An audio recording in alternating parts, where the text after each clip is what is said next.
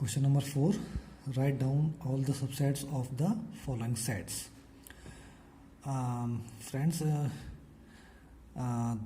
Power set के topic में मैंने आपको सबसेट्स का एक फार्मूला बताया था जो होता है 2 to the power n, जहाँ पर n होता है number of elements, that is number of subsets के लिए number of subsets, n is number of element. मैंने आपको वहाँ पर 2 पॉइंट्स भी बताए थे। इसमें पहला पॉइंट्स था कि phi is the subset of every set. पहली चीज़ हमको ये समझ में आनी चाहिए, याद रहनी चाहिए कि phi is the subset of every set. और सेकंड चीज़ बताई थी मैंने आपको, every set is the subset of itself, मतलब कि ये जो सेट होते हैं ये अपने आप के भी सबसेट होते हैं। ठीक है दोस्तों, तो देखते हैं इसमें कितने सबसेट्स बनेंगे। फार्मूला हमको मालूम है 2 to the power n। n यहाँ पर क्या है 1। देखिए ये एलिमेंट 1 है, तो यहाँ 1 रख देंगे तो क्या हो जाएगा, ये 2 to the power 1 equals to 2, यानी कि यहाँ पर नंबर ऑफ सबसेट्स 2 होंगे। तो वो क्या होंगे, एक तो फाई आ जाएगा और सेकंड आइए सेट इटसेल्फ। सेकंड देख लेते हैं, इसमें एलिमेंट्स 2 दे रखे हैं a एंड b। इसका देखते हैं क्या बनेगा, 2 to the power 2 2 to the 4, ये 4 हो गया आपका, यानी 4 बनेंगे इसमें subsets. First one is 5, second with 1 element a and b, and the last one is the whole set. बहुत सिंपल क्वेश्चन हैं। पार्ट थर्ड देखते हैं, 1 2 3 है इसमें, 2 to the power 3 कर देंगे तो ये 8 हो गया, यानी कि नंबर ऑफ सबसेट्स 8 बनेंगे। पहला हम जानते हैं 5 होता है। सेकंड पहले हम लेंगे 1 सबसेट, 2 3, देन डबलेट कर देंगे इसको, 1 2 1 3 एंड 2 3 2 3। अब तीनों को ले लेंगे एक साथ, 1 2 3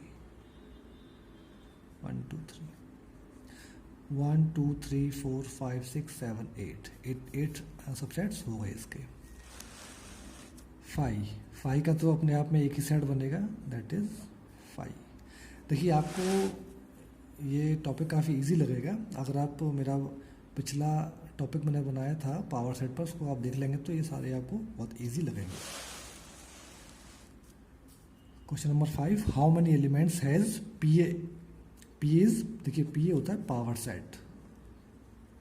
सेट ऑफ सेट ए दे रखा है। ए क्या है, फाई है। देखिए ए है, ए कोई सेट है जो फाई है, यानी कि इसमें एलिमेंट फाई है, और हम फाई जानते हैं phi is the null set, और नल सेट में कोई एलिमेंट नहीं होता है। तो उसमें पूछ रहे हैं हाउ मेनी एलिमेंट्स कितने होंगे इस पावर सेट में।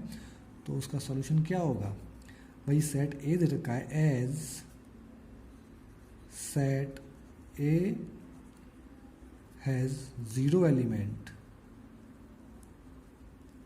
That is 2 to the power 0 भी करेंगे आप तो ये 1 हो गया, that is only 1 element, that is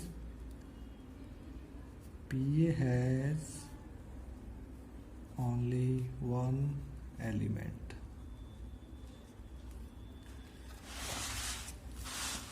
question number 6 देख लेते हैं। क्वेश्चन नंबर 6 देख लेते हैं, write the following as intervals. इंटरवल्स के वीडियो में मैंने आपको थोरोली समझाया है कि इंटरवल्स कैसे लिखते हैं हम। सेट बिल्डर फॉर्म में दिया हुआ है, the set of all x such that x belongs to R where x is greater than -4 less than और इक्वल्स टू 6। देखिए ये इसका इन चीज़ों का ही महत्व होता है। यहाँ पर इक्वल्स टू नहीं है तो यहाँ से ये ओपन हो गया, यानी कि इसको हम लिखेंगे इंटरवल के रूप में, तो यहाँ से देखिए ओपन हो गया क्योंकि यहाँ पर ये इक्वल टू का साइन नहीं है, तो ये ओपन -4 एंड यहाँ पर इक्वल टू का साइन है, तो ये हो गया 6 closed. Second, the set of all x such that x belongs to R. R is the real number where x greater than -12 and less than -10. देखिए यहाँ दोनों ही तरफ इक्वल टू का साइन नहीं है, यानी कि ये एक ओपन इंटरवल है, -12 -10. पार्ट थर्ड देखते हैं. The set of all x such that x belongs to R where x is greater than और equals to 0 and less than 7. यानी कि यहाँ पर हो जाएगा ये क्लोज और 7 open. Fourth part. The set of all x such that x belongs to R where x greater than और इक्वल्स टू 3 लेस देन और इक्वल्स टू 4. दोनों तरफ इक्वल है तो इट मीन्स ये क्लोज्ड है from both sides, 3 and 4 like that. Question number 7 देख लेते हैं. Write the following intervals in set builder form. इनको हमको सेट बिल्डर फॉर्म में लिखना है. देखिए कैसे लिखेंगे इसको हम. The set of all x such that x belongs to R. अब देखिए ये ओपन है, ये इनको मैंने बताया है आपको, इनको बोलते हैं पैरेंथेसिस. ठीक है, जब इस तरह का इंटरवल होता है तो उसका मतलब होता है कि ये ओपन है. तो x बिलोंग्स टू आर ये ओपन है तो इक्वल टू का साइन नहीं आएगा. That is -3 x greater than -3 and less then 0. Similarly यहाँ देखते हैं पार्ट सेकंड में 6-12 एलिमेंट है. ये देखिए ये इंटरवल क्लोज्ड है from both sides.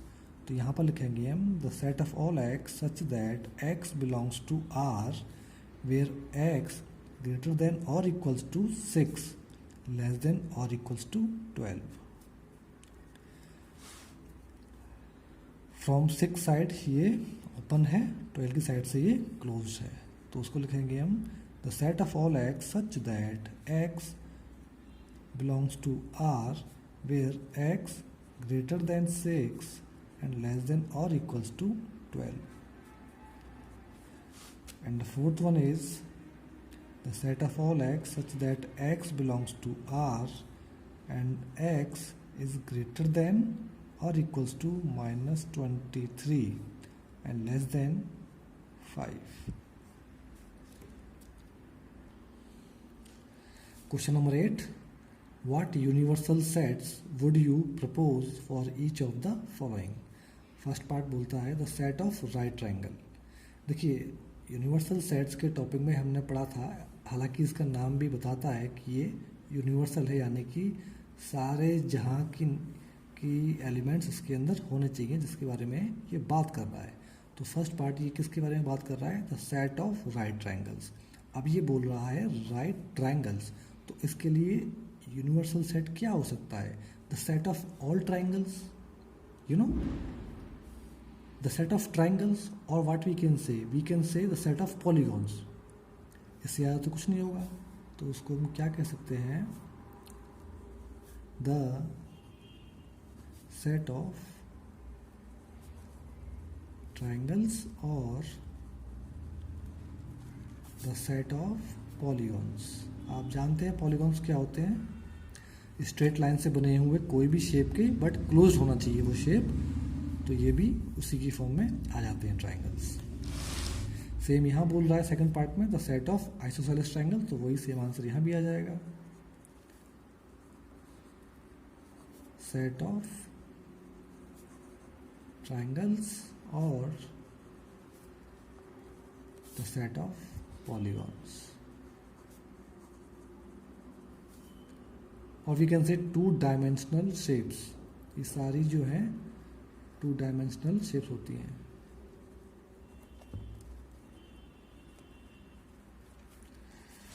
Alright, question number 9 देख लेते हैं. Given the sets A 135, B 246, C 02468, which of the following may be considered as universal set. इसमें भी वही बताना है हमको for all the 3 sets ABC. देखिए यूनिवर्सल सेट क्या होता है, जिसमें वो सारे एलिमेंट होंगे जो भी कंसीडर्ड सेट्स में हैं. तो कहने का मतलब क्या है कि जो भी एलिमेंट्स ए बी सी में है वो सारे एलिमेंट्स इसमें होने चाहिए, दैट्स इट। हमको यही चेक करना है इसमें। तो क्या है देखिए, ये 0 1 2 3 4 5 6, यहाँ पे 1 3 5 है, 2 4 6 है एंड 0 2 4 6 8, यानी कि 0 1 2 3 4 5 6 8। 0 5 तो होगा नहीं, ये भी नहीं है, यहाँ पे 8 नहीं है तो ये नहीं होगा, ये 5 है ये भी नहीं होगा। 0 1 2 3 4 5 6 8, यानी कि ये एलिमेंट्स यहाँ पे अवेलेबल है, तो ये हो जाएगा। यहाँ पे 0 नहीं था तो ये भी नहीं होगा। Thank you.